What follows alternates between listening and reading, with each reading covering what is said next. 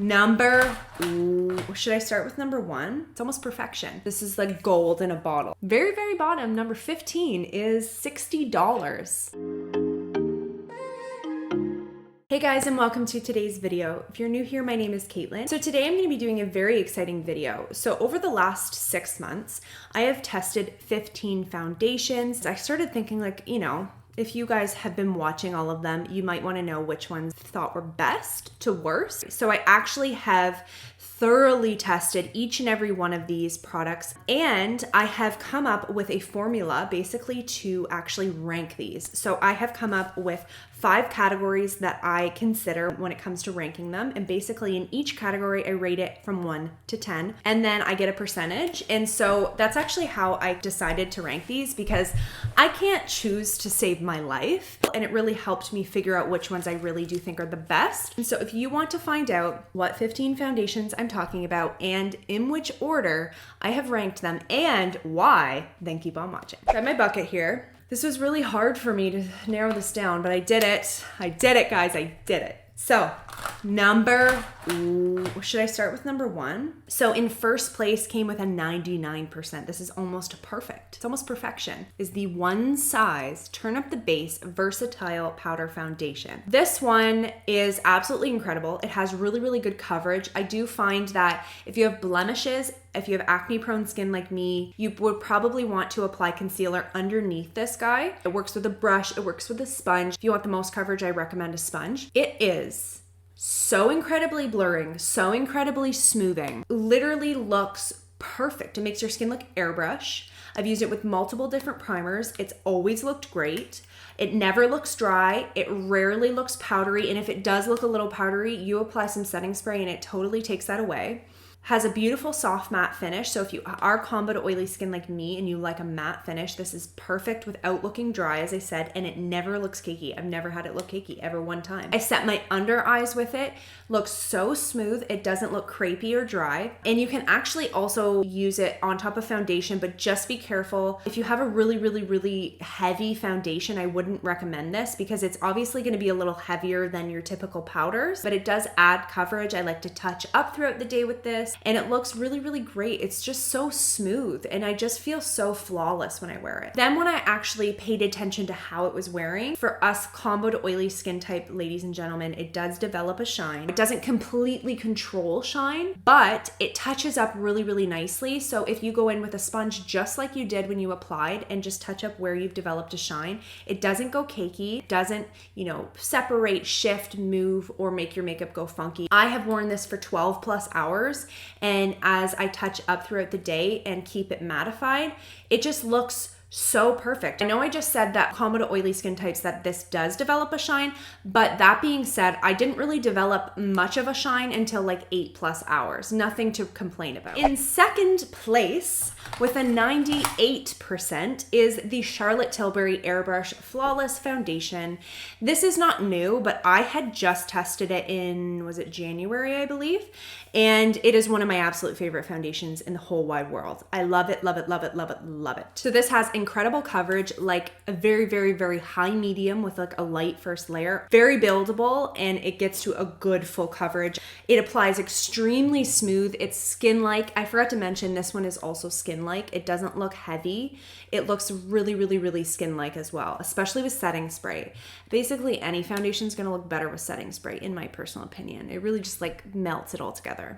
But this one as well, it looks very skin-like, isn't cakey, it isn't heavy, it's comfortable and lightweight. It has a beautiful soft matte finish, and I love matte finish foundations because I am combo skin, but I do find a lot of matte foundations really emphasize my texture. It makes my skin look dry, and because I have combo, I do get dehydration, and so it can really emphasize that, a lot of matte foundations.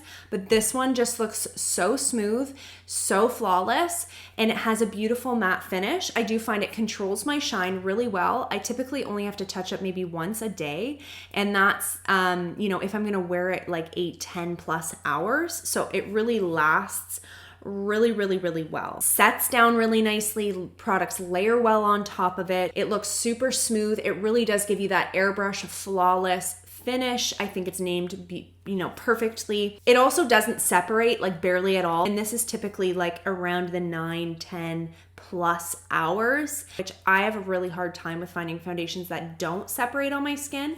So this one is definitely a recommend as well. I absolutely love this one. So good. This is like gold in a bottle. I love it. And the packaging, like, come on.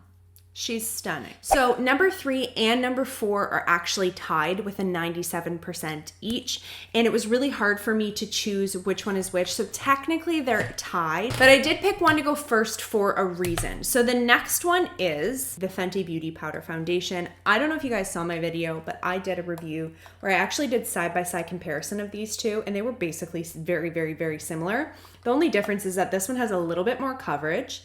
This one's a little bit more lightweight, but honestly, they're both super lightweight. And so because this one has a little more coverage, and I find it actually lasts just a touch more, I do prefer this one. In my video, I actually said that this one lasted longer. I do think this one maybe controls shine just a little bit better, but I do think that this one holds up a little. Like, these are by like minuscule. This is where it gets down to the nitty gritty. So they're both really good options. If you picked either of these, you would be really happy.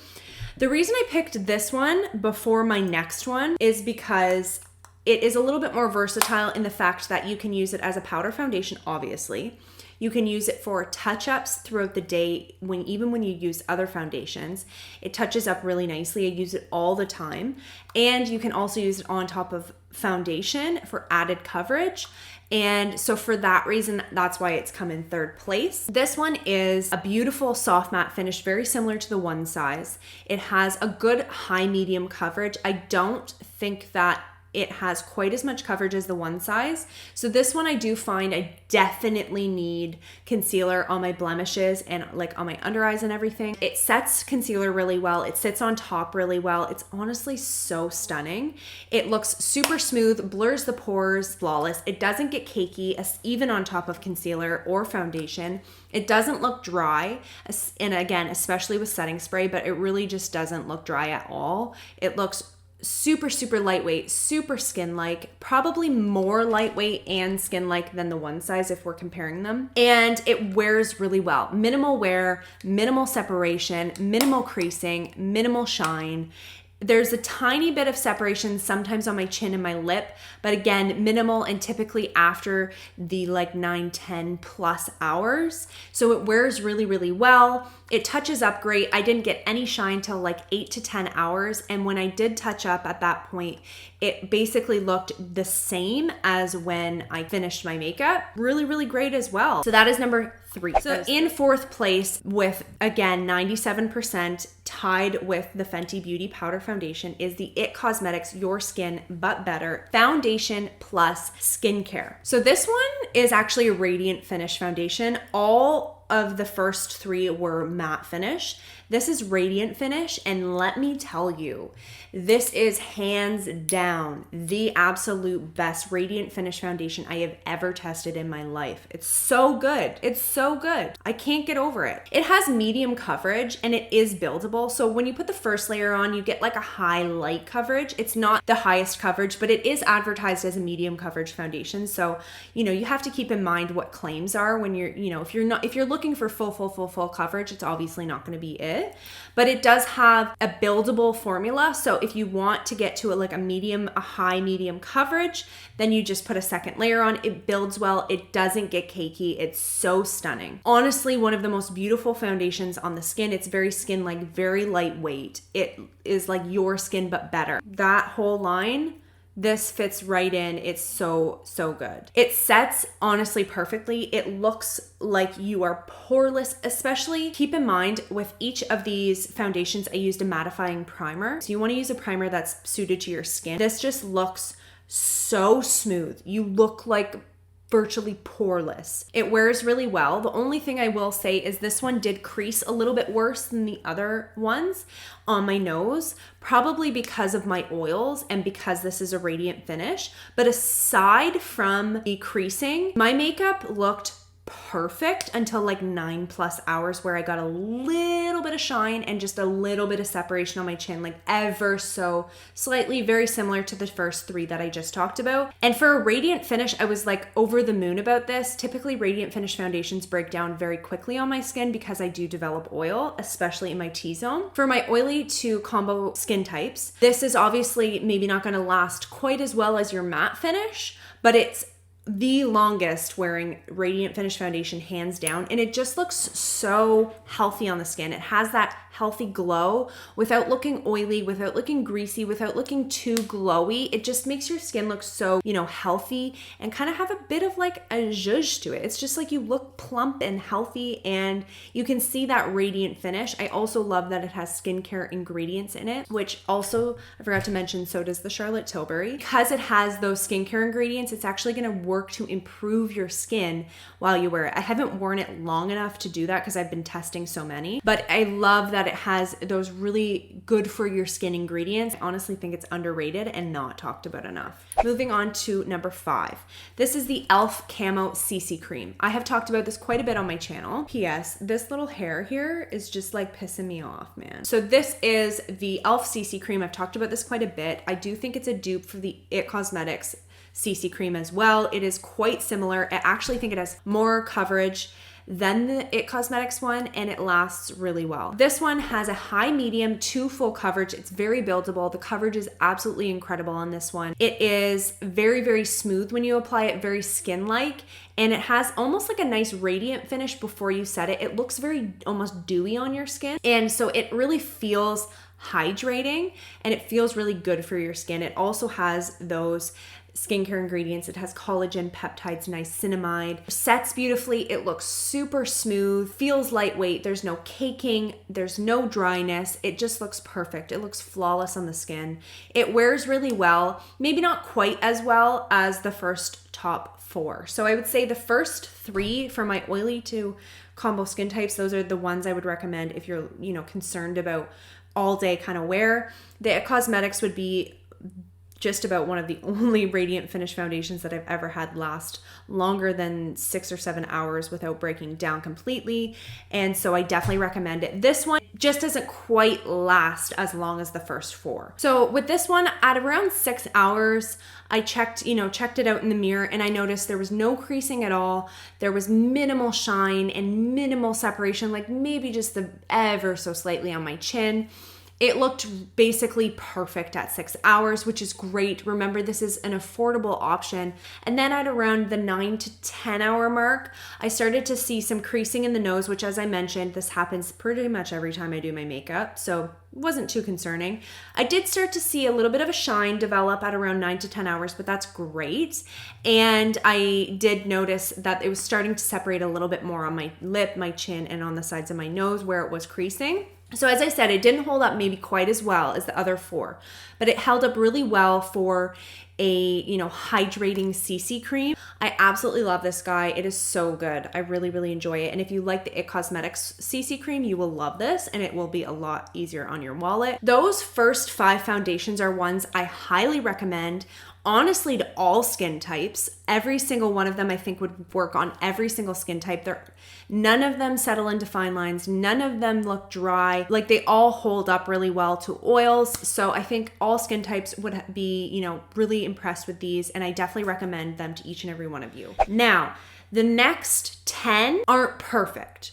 So there's a little bit of like something with each and every one of them, like maybe they weren't perfectly smooth on application, or maybe they didn't hold up quite as well. So coming in 6th place, and this was hard because the next actually 4 were basically the same in my opinion. Like, basically I felt very similar about each of them, so it was really hard to choose, but I finally did it. So in 6th place, I have the Fenty Beauty Eaze Drop Blurring Skin Tint. So this one has a little bit less coverage. I feel like it was really good in all the areas that I was looking for, but it just wasn't perfect. And that's why it didn't make it into the top 5. It's not the most buildable, so that's why it wasn't perfect. It did its job. It's a tint. It's not even really a foundation. So considering it is a tint, It's great.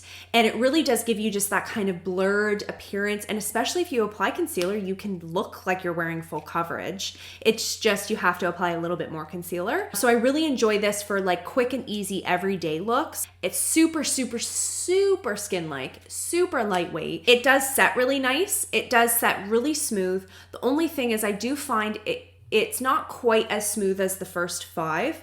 I do find it can look a tiny bit dry. After 4 hours, I did see noticeable creasing on the sides of my nose. I did find that this one, every time I use it, it does crease on my nose. But other than that, at around the 7-hour mark, it hadn't gotten any worse. There was no shine and there was no separating. So other than the creasing, it lasted really, really good. And then at about a 10-hour point, I did notice a little bit more wear on my chin and my lip and on the sides of my nose.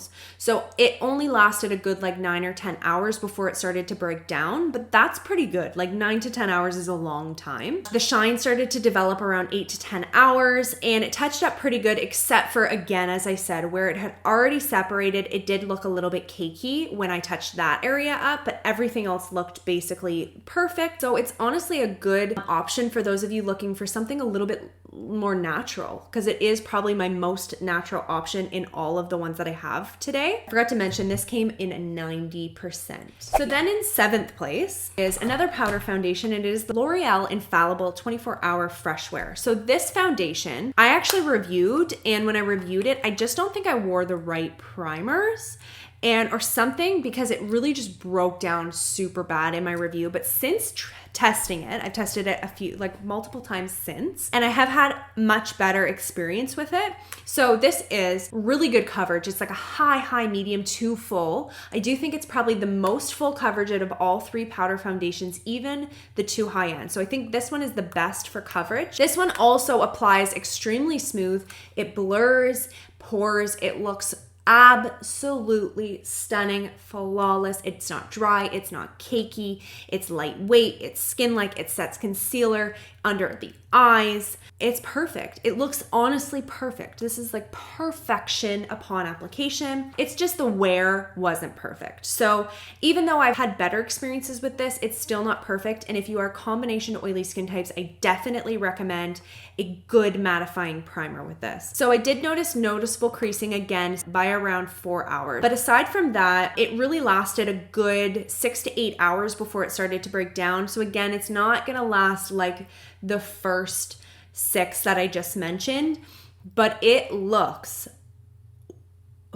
incredible. So good. I couldn't get over how smoothing this was. Like my skin looked so perfect. Around the 7 or 8 hour mark, I started to notice a little bit of separation on my nose, lip, and chin.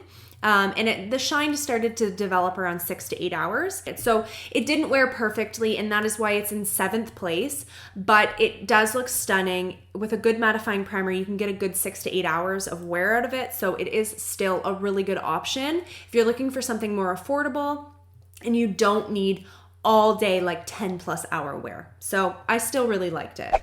In 8th place, the Sephora Best Skin Ever. So this is one that's like been raved about recently, and it is really, really good. It's just not, again, perfect. So I do find the coverage is pretty good. It is advertised as medium coverage, so I would say it's like a light to high medium coverage. And when I say that, I mean like upon first layer, I just felt like it kind of looked like a tinted moisturizer, but when you build it, you get to a good medium coverage. And I actually like it with a brush better. And then I usually go over it with a sponge for like that airbrush finish, as I've said. And then it applied really, really smooth. It looks super lightweight, super skin-like. I also love that it has that anti-pollution ingredient in it. So it's going to actually be really good for your skin. It sets nicely, no caking. It usually doesn't look dry. It kind of sometimes, very ever so slightly, can look maybe just a tiny bit dry. Wearing, I did notice creasing on the sides of my nose, same as the last 2, around the 4 to 6 hour mark. The shine started to develop around the 6 to 8 hour mark, and it started to separate on my chin, lip, and my sides of my nose by 6 hours. It was pretty minimal though. So it was just ever so slightly, but it definitely got worse by the 10-hour mark. So 10+ hours, it's pretty broken down on my chin. But if I'm only gonna wear it for like maybe 6 to 8 hours, it looks pretty perfect. So it's kind of similar to the L'Oreal. It looks really smooth. It doesn't look as smooth as the L'Oreal. Like, I'm telling you guys, this baby is like super smooth. It's not quite as smooth, but it does hold up around the same, and that's why it's in 9th place. 8th place, sorry. Still pretty impressed. I don't know if it's maybe quite as worth the hype as people are making it out to be. So then in 9th place, we have the Essence Pretty Natural Hydrating Foundation. This one took me by surprise. So it is a lighter coverage. It's like a light to medium coverage. It's slightly buildable, and I do find you'll get your best coverage if you apply it with a brush, but it does apply very smooth, very skin-like. It's advertised as medium coverage, so you're not gonna expect the most full coverage anyways. It has a little bit of a radiant finish, like it almost looks a little bit like dewy, but then once you set it down, it looks really smooth. There was no caking, no dryness, and no patching, especially if you use it with a good primer. And for those, you know, oily combo skin types, a good mattifying primer. It did wear really good, but it did settle into my fine lines, and that is why I put this in 9th place, because if it didn't settle into my fine lines, I bet you it would have been in 6th place. That's how good this held up in terms of my shine. It's supposed to be a hydrating foundation, and it actually held up better than my Fenty, like the Fenty Eaze drops, I mean. In terms of shine, it held up so good. Minimal shine and separating, and it didn't start until after 8 hours. It got worse around the 12-hour mark though. So I didn't get a bad shine from this one until a good 10 to 12 hours. It barely separated at all day long, except it just settled into my smile lines, and I did not like that. So I would recommend, if you have a lot of, you know, fine lines, this maybe would not be the one for you, but if you don't, it's really good, and it actually holds up to oils really, really well. So I would definitely like to continue to test this one and maybe apply a little bit of like an eyeshadow primer on my smile lines and just see, because I like to do that under my eyes to prevent creasing, and it works really well. So if I could get this to stop creasing in my smile lines, it is probably would be even better than the last 3 I just talked about. And it's the cheapest one on this whole list. So the next one I have is also drugstore price range, and it is the ColourPop Pretty Fresh Foundation. So this one is actually really, really good coverage. It's a good medium coverage, but it's very buildable, and I do find I can get it to a close full coverage. It applies very skin-like. It looks very lightweight and smooth. It sets beautifully, and it honestly looks like one of the most smooth, like very similar to the L'Oreal, very similar to the It Cosmetics. How I mentioned they look flawless, airbrush, like poreless. This one did as well. It honestly looks extremely smooth, no caking, no dryness. It gives you that beautiful kind of glowy, hydrated, healthy glow without looking oily or greasy, but it just didn't hold up to my oils very well, and that's why it is in 10th place, unfortunately. If this could hold up to my oils better, it would probably be maybe in the first top 5. That's how good it looks. I just did notice a prominent shine by around 6 hours. It did get a tiny bit cakey and separated on my chin, sides of nose, and lip by around like 7 hours. So as I said, it's stunning on the skin. If you have normal to dry skin, I would recommend this over some of the last ones I just talked about. It's that good. It's just if you're combo to oily, beware. It's not gonna hold up all day, and definitely pair it with a good mattifying primer. Unfortunately, this one didn't hold up as well as I would have liked it to, but it looked perfection. So smooth. In 11th place, we have the Rare Beauty Liquid Touch Weightless Foundation. This one actually, I had to test this so many times. I had the worst luck with this guy. So this one, the reason it's such a low place is that actually I do find it looks a little dry on the skin, and I do find it kind of emphasizes the texture on my skin. Every time I wear it, I feel like my nose and like right here looks a little bit textured. I just feel like my skin doesn't look like that perfect, smooth, airbrush finish like a lot of the ones I just mentioned. It has pretty decent coverage. Another reason I don't love this guy like I love some of the other ones is because I actually do find the more you build it, it can get cakey. So I actually find the less you use is better. So if you're looking for a full coverage foundation, this is not the one, because I don't find it's the best when you build it.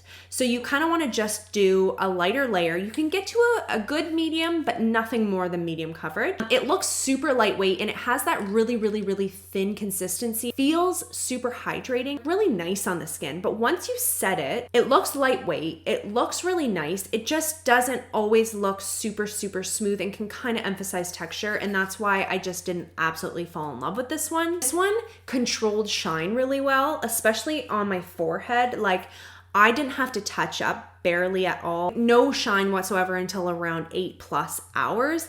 But I did find around the 8-hour mark, it started to separate a little bit.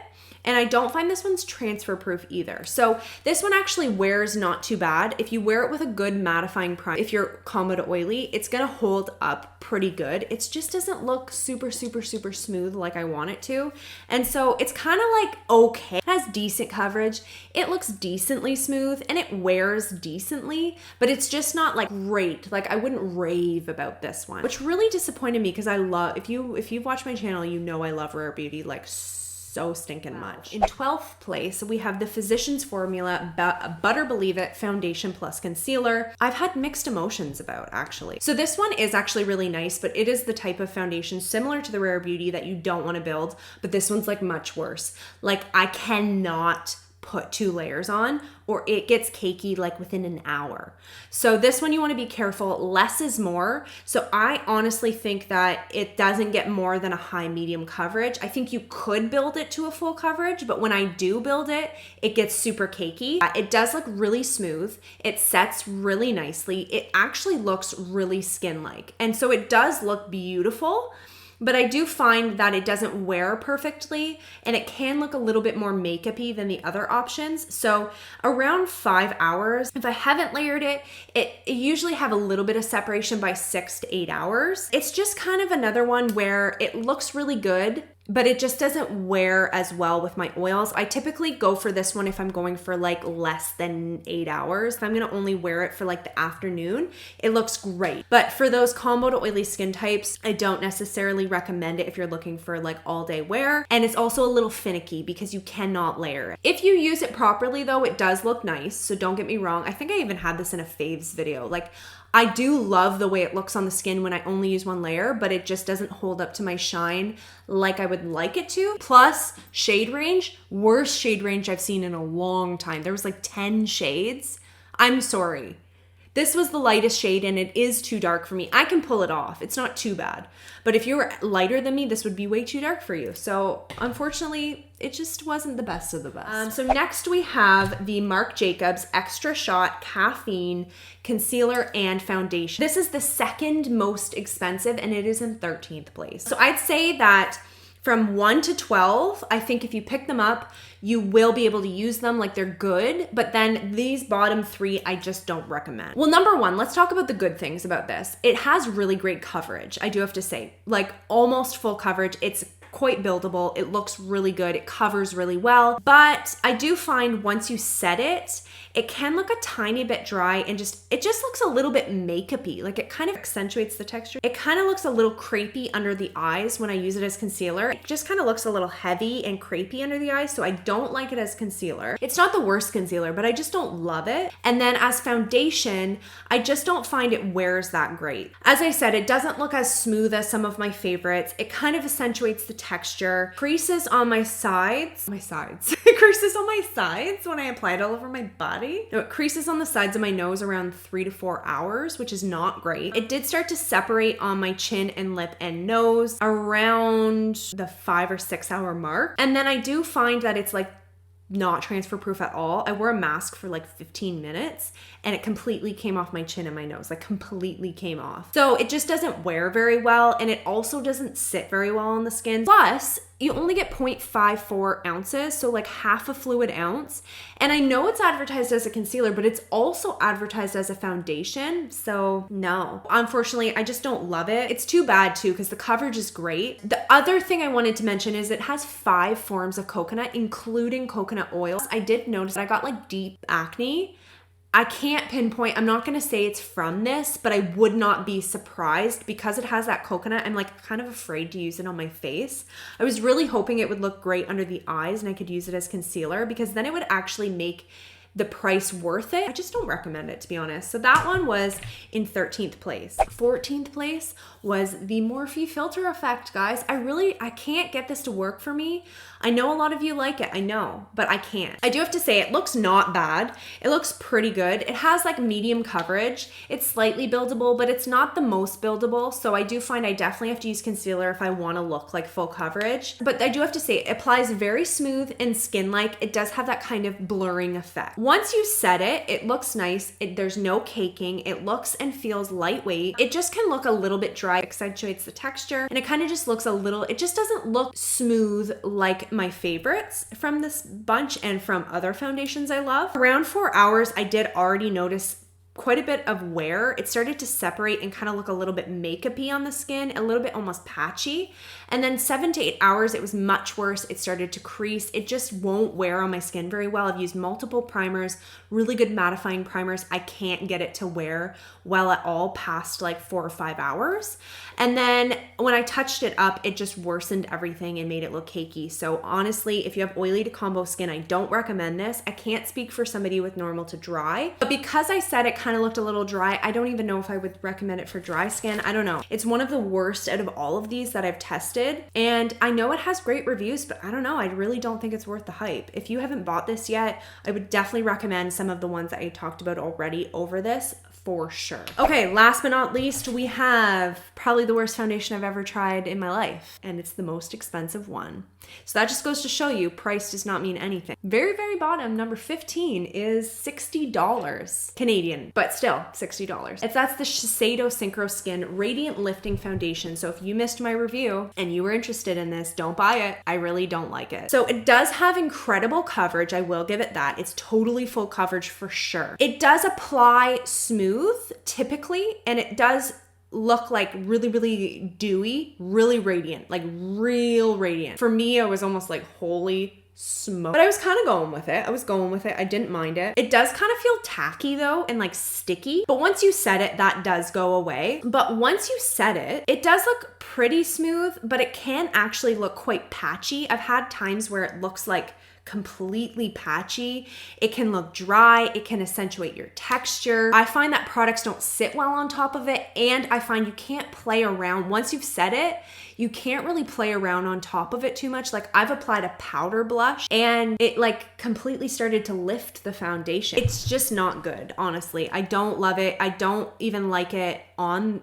initially, let alone after it's wore. So I noticed major creasing within hours of wearing this. It completely separated on my chin, my lip, and on the sides of my nose by 4 hours. It was completely separated. Like it looked like super patchy. I've tried this multiple times, like 4 times I think I've tried this, and I haven't had one good experience with it. I didn't mind it the first couple times I tried it. Like within the first few hours, I was like, this looks so nice. But then I was like, no, real quick. I do find it also can look cakey and really makeup-y, so it doesn't even look skin-like. Do not waste your $60. If you want a foundation from Shiseido, try their Sychro Skin Self-Refreshing Foundation, one of my favorite foundations ever. So this one just kind of missed the mark. There's multiple products from Shiseido that I love, but this one just is not it. It's just not it. So yeah, that's why it's in last place. So that is the 15 foundations I've tested in the last 6 months. I've tested them thoroughly multiple times with different products, and I have put them through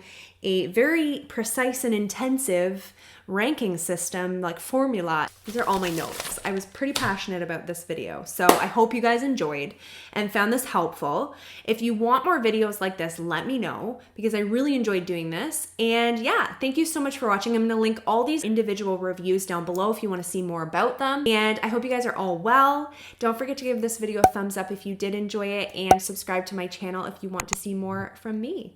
Thanks again, guys, and I'll see you guys next time. Bye.